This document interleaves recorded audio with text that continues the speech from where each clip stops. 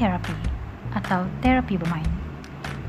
Terapi ini adalah satu bentuk child-led counseling atau counseling berdasarkan kanak-kanak. Terapi ini membantu kanak-kanak meluahkan kesukaran mereka, tak kira dari segi emosi, sosial, atau tingkah laku. Sebagai orang dewasa, ketika berhadapan dengan situasi tekanan atau kebimbangan, kita akan menggunakan perkataan untuk meluahkan perasaan kita. Kita akan mencari seseorang atau sesiapa yang dikenali untuk bercakap. Namun hal ini tidak bagi kanak-kanak. Mereka belum ada kemahiran ini. Mereka belum ada bahasa verbal untuk meluahkan pikiran atau perasaan mereka. Justru, bermain adalah satu medium semula jadi utama bagi kanak-kanak untuk mereka belajar, meneroka, dan berkomunikasi. Disinilah peranan play therapy atau terapi bermain diperlukan. Dalam terapi ini, alat mainan atau toys ibarat perkataan bagi kanak-kanak, dan bermain itu sendiri adalah bahasa mereka. Melalui terapi ini, kanak-kanak mendapat peluang untuk meneroka perasaan mereka sendiri dan meluahkannya pada masa yang sama. Terapi ini terbukti sebagai salah satu proses terapeutik yang membantu kanak-kanak berhadapan dengan tekanan perasaan. Matlamat utama terapi ini adalah bagi membantu kanak-kanak meneroka kehidupan mereka melalui bermain. Terapi ini juga boleh membantu kanak-kanak mengekspresi emosi atau pikiran mereka yang terpendam dengan bebas. Melalui terapi ini juga, kanak-kanak dapat meluahkan perasaan dengan mudah melalui alat mainan dan belajar berkomunikasi dengan orang lain. Di samping itu, terapi ini juga mampu mengembangkan kemahiran problem solving atau penyelesaian masalah dalam diri kanak-kanak dan berfungsi sebagai modifikasi tingkah laku.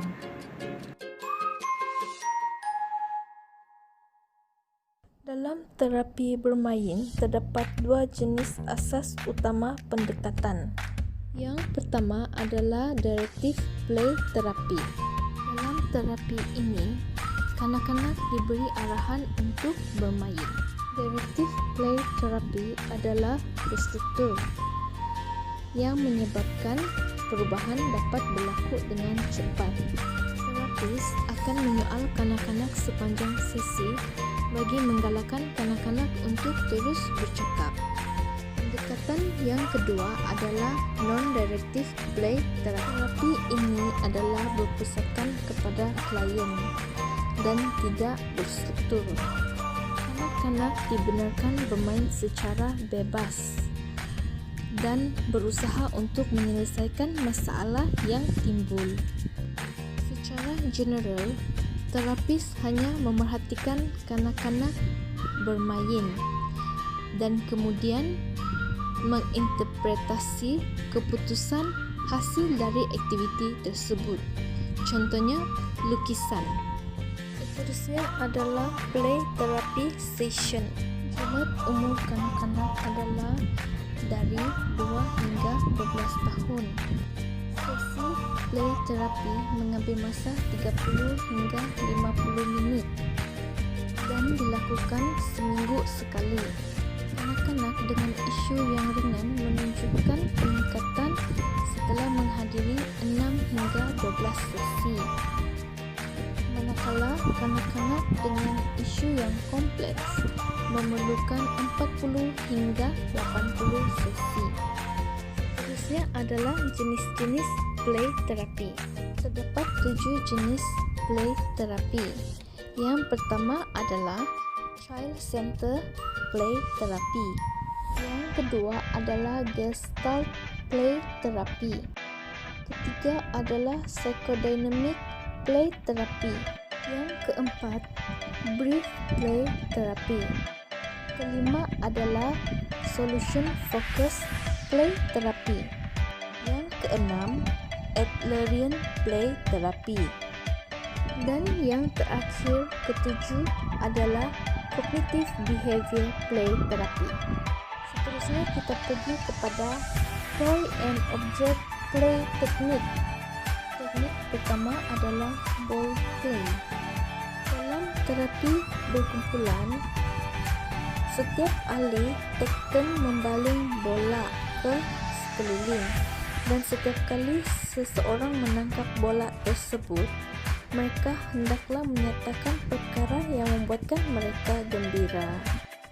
Teknik bermain yang kedua adalah plush doll play.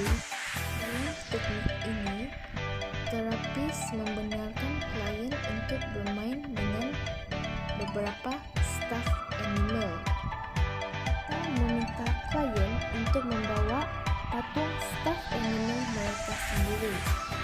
Hal ini adalah untuk membantu memberikan keselesaan kepada klien semasa sesi terapi dijalankan. Teknik seterusnya adalah medical play. Sebagai contohnya, bagi klien yang baru menjalani prosedur perubatan yang menekankan, di mana mereka melakukan play examination kepada stuffed animal mereka. Ini adalah untuk memberikan mereka sense of control. Seterusnya adalah baby doll play. Dalam teknik bermain ini, terapis menggunakan anak patung sebagai model yang positif untuk dicontohi kepada klien. Teknik bermain yang kelima adalah toy telephone play. Sebagai contoh, klien dan terapis masing-masing mempunyai mainan telefon, di mana terapis boleh menyoal soalan berkaitan terapi di telefon. Klien mungkin selesa secara tidak langsung menjawab soalan tersebut, dan sekiranya mereka tidak selesa, mereka boleh terus menutup telefon. Seterusnya adalah teknik bermain magic wand. Dalam permainan ini, klien diberikan magic wand dan diberitahu bahawa mereka boleh membuat 3 permintaan.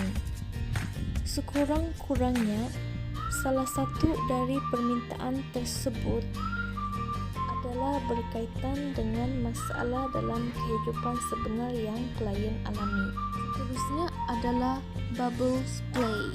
Permainan ini adalah sangat menyeronokkan untuk klien, di mana boleh membantu mengurangkan tekanan yang dihadapi serta meningkatkan kemahiran sosial. Teknik bermain seterusnya adalah block play. Teknik bermain ini boleh merangsang kreativiti kanak-kanak. Seterusnya adalah bob bag play.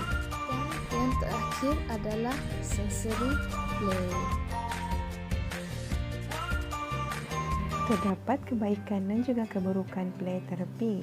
Antara kebaikan play terapi adalah yang pertama, play terapi adalah satu tempat selamat untuk kanak-kanak mengekspresikan fikiran mereka dan juga emosi mereka.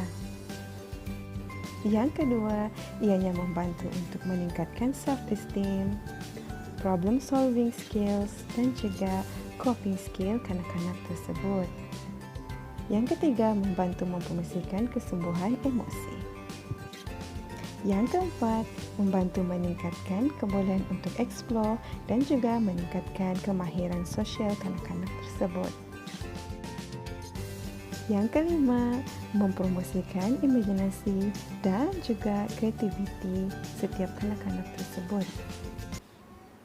Jika ada kelebihan, pasti ada kekurangan. Di antara kekurangan yang ada pada play terapi adalah yang pertama, ianya haruslah dilakukan oleh mereka yang terlatih sahaja. Yang kedua adalah terapi ini tidak secara terus kerana ianya tidak secara terus ke atas trauma yang dihadapi oleh kanak-kanak tersebut. Secara konklusinya, terapi permainan ataupun play terapi adalah seronok, menarik dan juga senang untuk digunakan. Sekian dan terima kasih.